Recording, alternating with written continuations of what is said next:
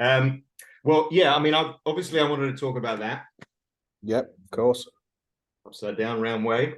Great book, love it. Thank Um, you. I'm a massive fan of the film anyway.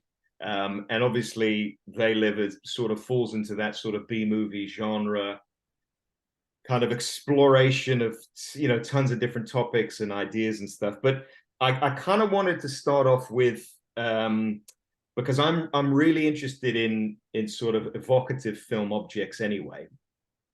And I worked on a book on this years ago where there was like 50 evocative film objects. And there's obviously stuff like Dorothy's red slippers and, the Yeah. alien monolith and, Maltese falcon. There's all of these things that you kind of see in films. But your idea about recreating these fictional objects that, are kind of props within films, but they are books in themselves. There's kind of elements. I know that in They Live it's a magazine, but can you just talk a little bit about how this concept came about? Where was it the film that sparked it off first of seeing an object like that, or was it something that you had as an idea a long time ago and working with Rough Trade was like an opportunity to do it?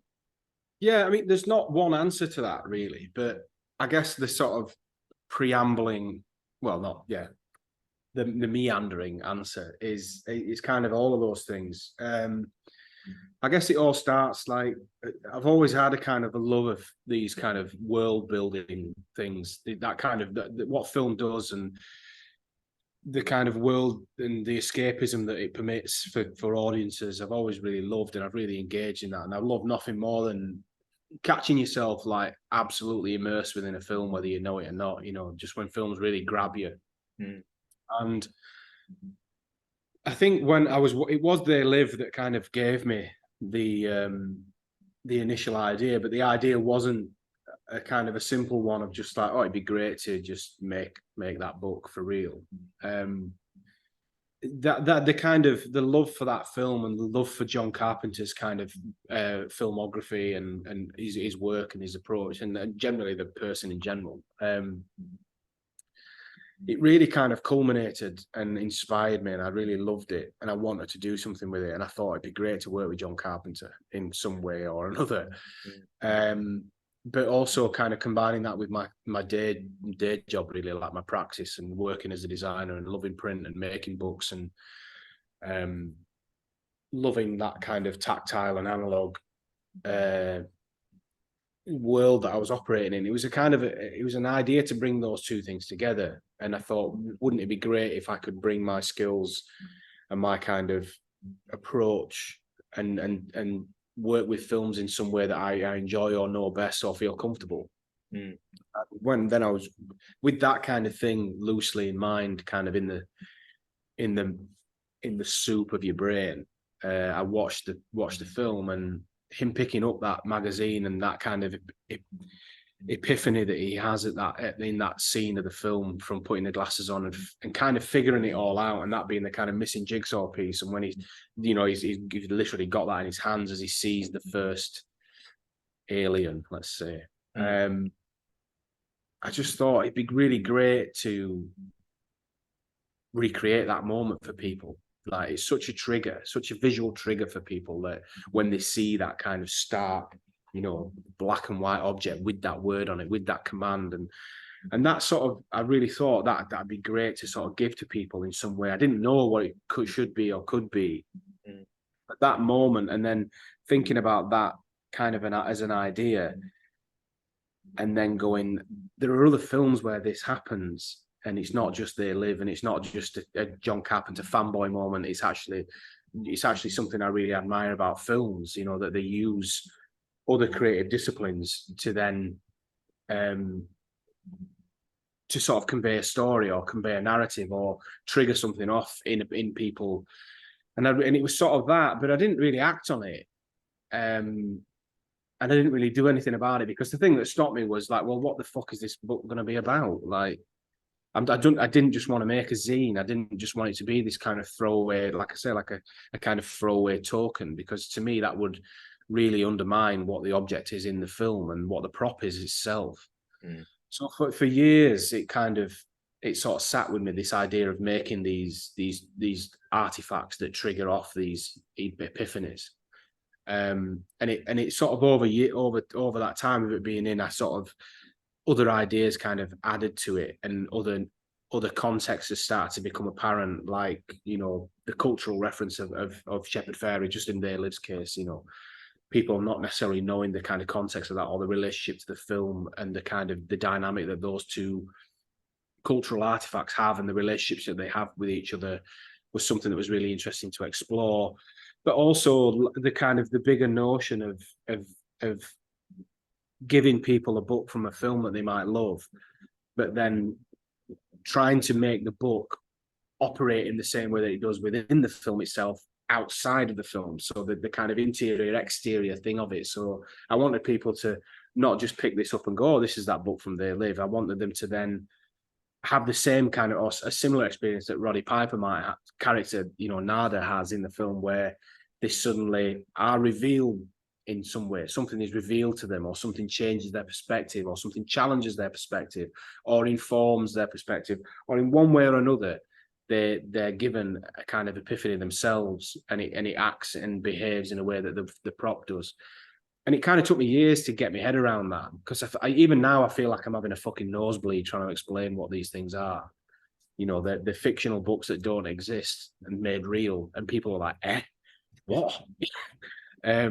Which I don't mind at all, because I think it's nice. But yeah. you know, the whole point of it is because some people, they feel like they understand it, and they're like, oh, that film's got a book in it, and it's like, that's not the thing. It's not any book that's in a film. It's like they have to perform a certain function. They have to be the moment of impact. They have to be the epiphany that changes the story, changes the film, that pivots the character, that whatever moment it might be, that it has, that book has to have importance. It can't just be a throwaway prop. It can't just be set dressing. It can't just be, you know, a kind of arbitrary artifact. It has to form that purpose, and that's my kind of filter, really, that I work with when I look at these things. And Well, it's like I obvious. said, It's yeah, sorry. because it's obvious to me by looking at it, because having, you know, thinking about different books and film, you know, because I was thinking about things like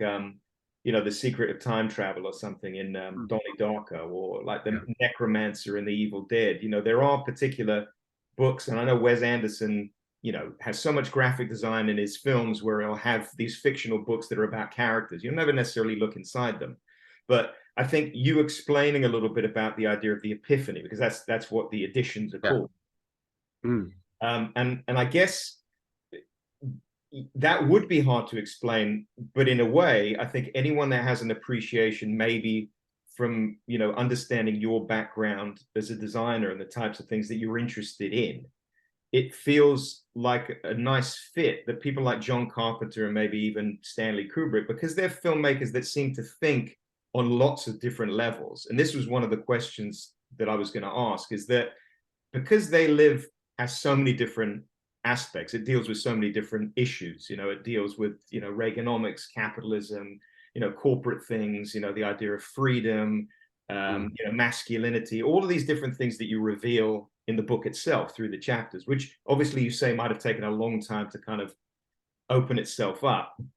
It feels like it has to be particular, maybe filmmakers and films that maybe have that access point for depth, because even the second one that you've done, you know, with Kubrick, the second book, which is the book that we don't know, is this a finished book? And apparently it was supposed to be one of Stephen King's books that he was Well, writing. this is it. It's like, is it a book? Is it because in the novel he's writing a play? It's explicitly a play.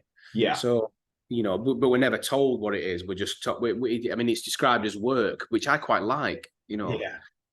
I But like that, that it's left but this, open. That's part of the allure. You know.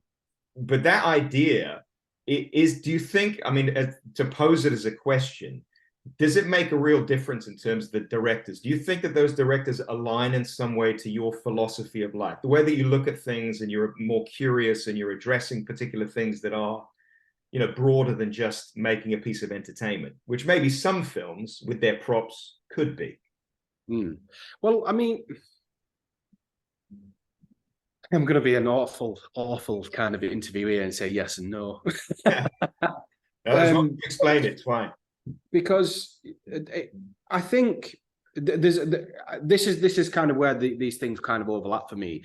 The easy answer would be to say yes. The directors that seem to have these films, that have these props in, that then engages my kind of interest or triggers the kind of idea, and it has the scenarios there in order to kind of fit the criteria that I've put out for an Epiphany edition. You would argue, yes, I have an interest within those directors and their kind of body of work, or their approach, or their aesthetic, or something. There's something about those directors that appeals to me. But the flip side of that, and the reality of that, is actually not the case. I think my approach with every project across the scale, from these kinds of projects, which are ultimately really personal to me, and I'm really passionate about it and really want to make happen, to maybe the commercial stuff that I might operate with and practice as a designer.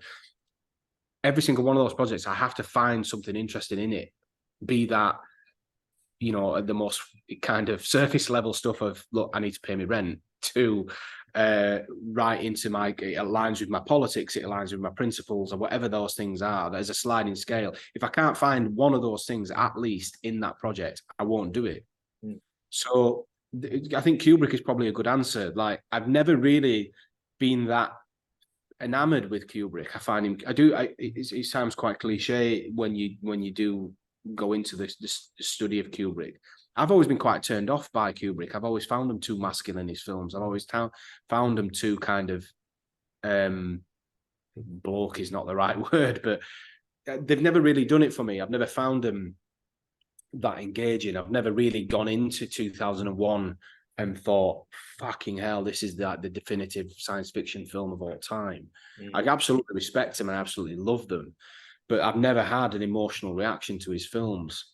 And The Shining was very similar. I've always appreciated The Shining as a kind of cultural token, but I do feel like I saw The Simpsons spoof of it before I even saw The Shining. And in some way, that kind of cultural capital that it has, because it's Kubrick, means it's kind of sits within your kind of cultural headspace, and you become familiar with it without even seeing it.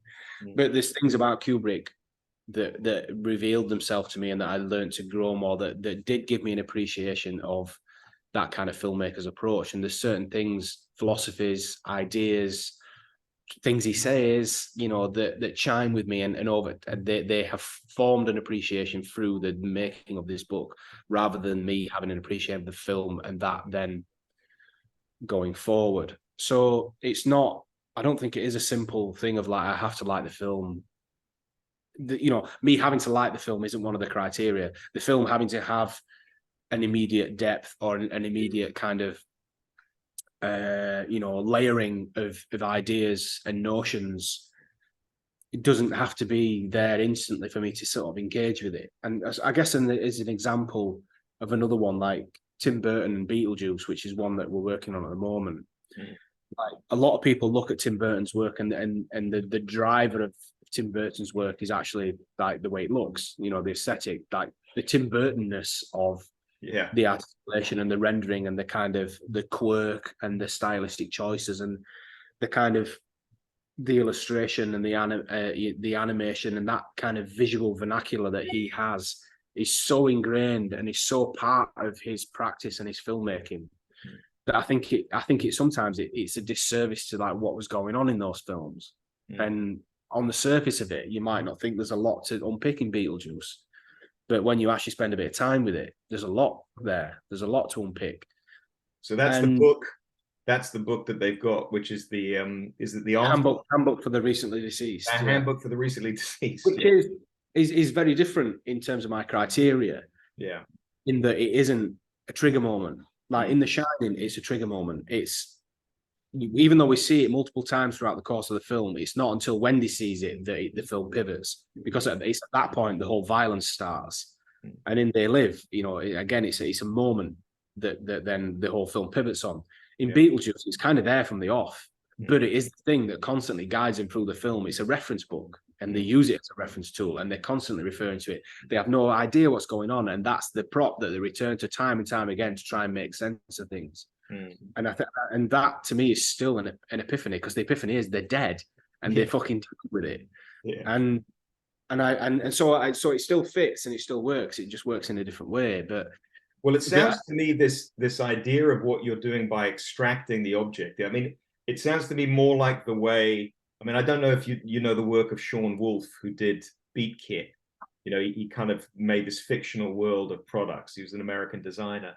And, you know, the idea that people like Dana Wise and MakerBot Industries, all these types of people that have kind of explored the idea of bigger issues in the world, but they treat it as artists or creatives first. And then if they can align it somewhere to like this world of, you know, these fictional, whimsical fictional objects, which is this writer, Rob Walker. And I don't know if you've heard of him. He talks a lot about brands, and he did this exhibition called As Real as It Gets in like 2012. And he brought together all these different artists that what connected them was this idea of looking at the world and how they can look at the fictional world of brands, but see the overlap in terms of the way that, you know, science fiction writers and, you know, creatives for the last 150, 200 years have looked at this crossover of how we deal in a society where fictional objects and branding and corporate kind of ideals can cross over to the idea of the importance that we can have and how they can be like trigger points for thought and thinking. Absolutely. And I kind of see the work that you're doing now more aligned there. I mean, I know that you're a film lover and you've spoken about your love of film, but I do kind of see the stuff that you do as doing more of that kind of crossover idea, you know, like. Yeah, you're absolutely bang on. Like, again, this goes back to the point I raised about like, well, what the fuck is this book about? You know, because they're not just critiques of the film. They're actually, which is why we invite people from different kind of cultural disciplines to put their lens across the film, because I feel like what they are points of entry into different things, and they make. And I think, like all film, really, my role, even though I am a film fan and it is entertainment at the end of the day, like I still see it as a kind of a filter through which we see the world. And, you know, horror in particular, I think, you know, it allows us as a way of, you know, vicariously living through issues that we might never experience, but it allows us to pose ourselves a question of, well, what would I do in that scenario, or what might I think? And I think films like They Live, they are, you know, they might, or any film, a film like Beetlejuice can even pose questions where you think you're suspended into an element of fiction. And it's like, well, what does that say about me? And what do I think about that? And what does Beetlejuice coming out at that time, being the way it is, looking the way it is, operating the way it is, talking about what it talks about, the narrative that it's, what does that say about the world in which it was created? And how does that reflect on the society in which it was created? And what does it say about a society when these films get dug up, when they weren't successful when they were released, but now they are, and they become these kind of artifacts? What does that say about a society that then appreciates them now, or at a certain point in time? So that's the thing I'm really grasping with. I'm just using the film as and the object from the film as a conduit to draw people into other disciplines, other practices, other ideas, but also like almost historical relics, and say, look at the culture in which this world was made, and look at the culture in which it drew upon, and look at the cultural impact that it had since release, and how it might have changed our society or impacted our society. And you know, in a way, that is very much, it's not directly or explicitly like design fiction, but ultimately that's the kind of the practice that has certainly started it, and that we use in through making these things. It is a series of questions that we, you know, which in its more simplest of terms to explain design fiction is it's if this then that. We imagine a scenario, and if then we take that as fact, how would we as designers respond to that to sort of make society better, or engage with that brand, or what would the brand do if this was a reality?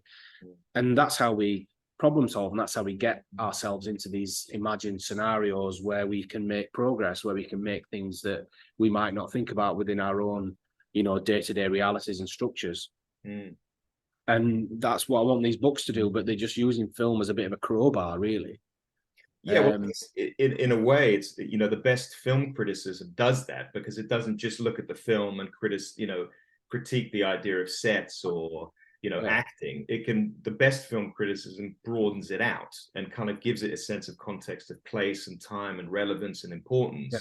And I think that's the thing that elevates film, you know, maybe more the European aesthetic or the European traditions, you know, which is more about looking at film as art rather than necessarily America that looks at it as entertainment.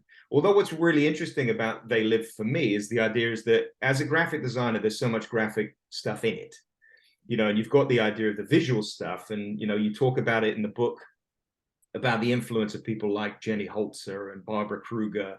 You've got the graphic elements, you've got the Hoffman lenses. There's a lot of thought that's going on behind the scenes in terms of how graphics is working. And I'm kind of wondering, do you think that there's the impact of that film in terms of popular culture and people like, I guess, you know, I'm just trying to think about, you know, the influence that it has on people after, you know, that come after.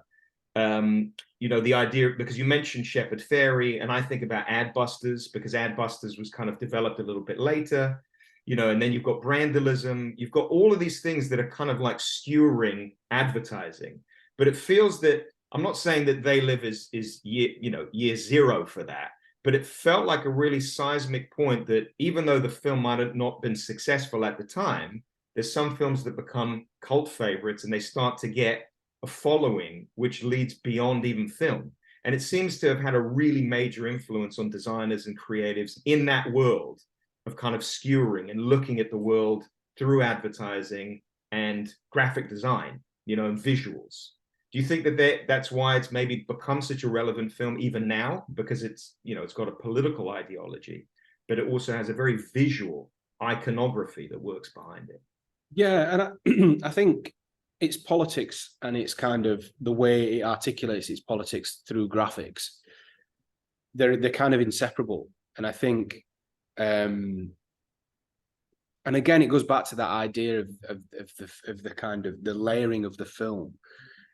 I think, I don't want to dive off the deep end with this, but like, I feel like throughout all of this conversation, we can talk about any film that's kind of on my radar for these, and it applies. It's like, once the film is released and once an audience whose job is to, you know, engage with these works, it almost ceases to become Carpenter's point of view.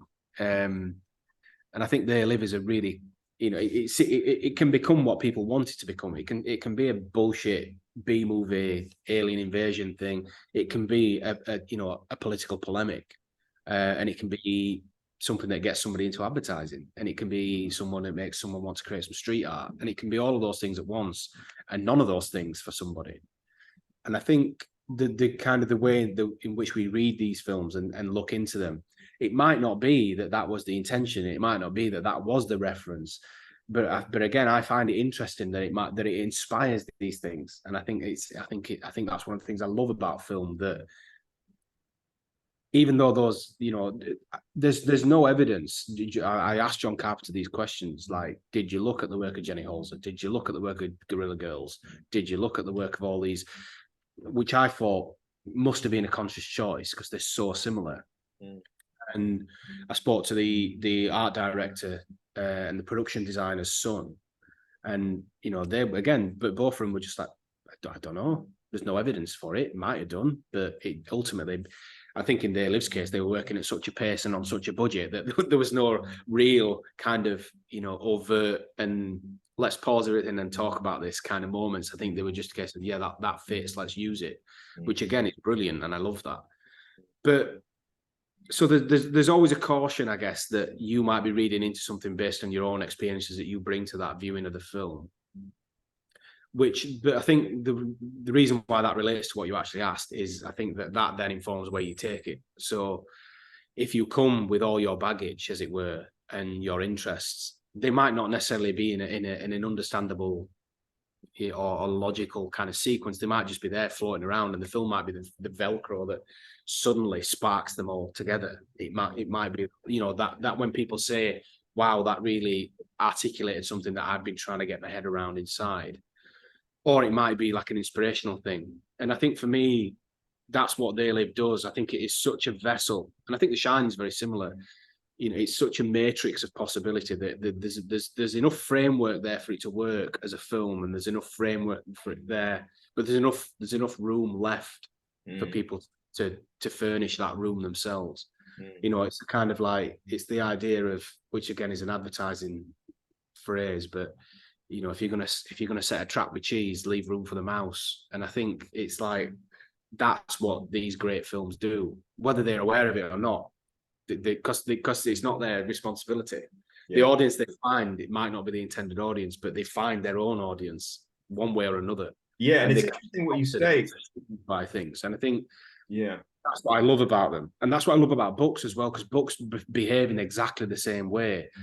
What's written and what's committed to that technology is what it is to that person that originates it.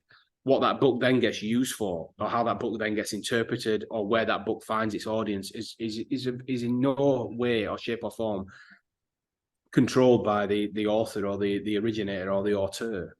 But that's brilliant. So I think like what the graphic design of it and what it does for visual practitioners is that they see something in it that's let's be honest, it's pretty direct and it's pretty easy. Do you know what I mean? You can get the kind of, the way it looks is it's not necessarily hiding anything. It is what it is, and the commands and the messages are very direct. And I think there's also a truth. No matter how much you love advertising, no matter how much you love design or visual communication, or being a graphic designer as a professional, ultimately, on whatever the degree is, the degree still exists. You're selling shit to people. And there's a truth in They Live that it calls you out on it, and some people don't want to accept that.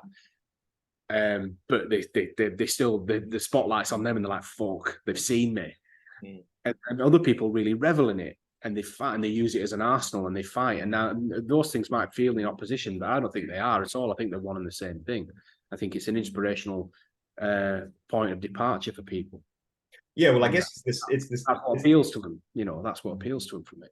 Yeah, and even when you think about cultural references, if you think about Barbara Kruger, or if you think about anything that Shepard Fairey has done, there's the inverse that can happen, right? There's the same thing as, you know, the Sex Pistols being turned into credit cards, you know, and selling their image and all that sort of stuff. There's the idea of the joke's on who, you know, once you start to create the whole idea is how it inverts. But what I'm quite fascinated by is that this idea, you know, when you talk about film being a starting point, you know, and the way that people interpret that.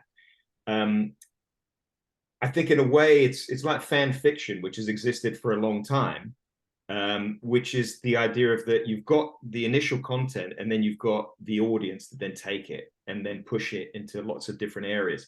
And I'm finding it really fascinating the way that film has done.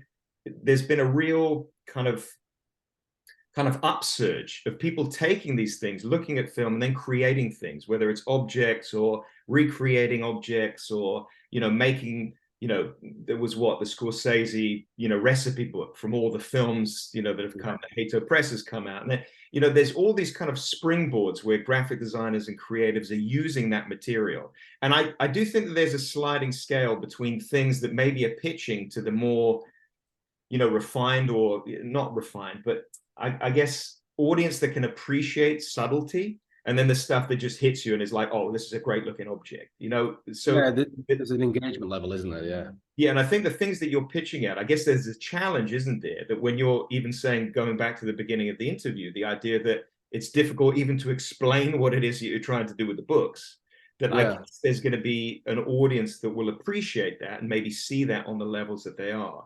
But is that really the challenge of making things like this? I guess I think it is. Do they hit, or do you just kind of say, look, I'm doing it, I've got the support to do it, and then if it finds its audience, it does. And I guess that's maybe the alignment to rough trade books, is that there's more like, this is what we want to do because we feel important. We feel that what we're doing is important, and it will find its audience, whichever audience it might be.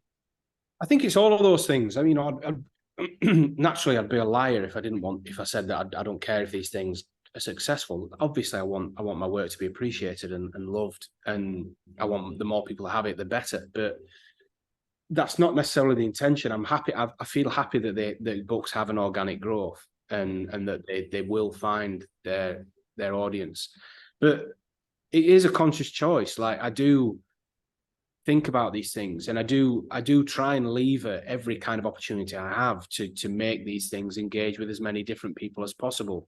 The cultural contributors that weighed in on these things, for example, are a big part of that. So, and I see these things as a kind of holistic circle, or a sort of, again, this is the kind of easiest way to describe it, is that I want these artifacts to have as many. I want them to have multiple point of entries as possible. I want people that might be really fucking fanatical with Cozy Fanny Tutti, for example, to buy the Shining book, and then maybe they'll develop an interest in watching the film or in other things that are in the film, and they go off somewhere else. You know, I want someone to look at the Beetlejuice book and just say, fucking hell, I love Beetlejuice. I'm going to buy that book.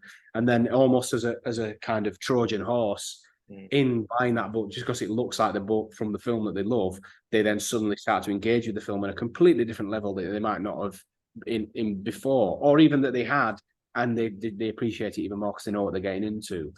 So I see it as kind of all of these different points of entry into that one object, and but ultimately it's a sway between, you know, you love the film, so you buy it, and then you come out and you're engaged in something else because of the way that the book is structured to you know, almost fragment and explore the film's territories, or you're interested in any one of those territories and you buy the book because of that, and you might never have seen They Live, but you like Shepherd Fairy, so you know, and then suddenly you watch the film.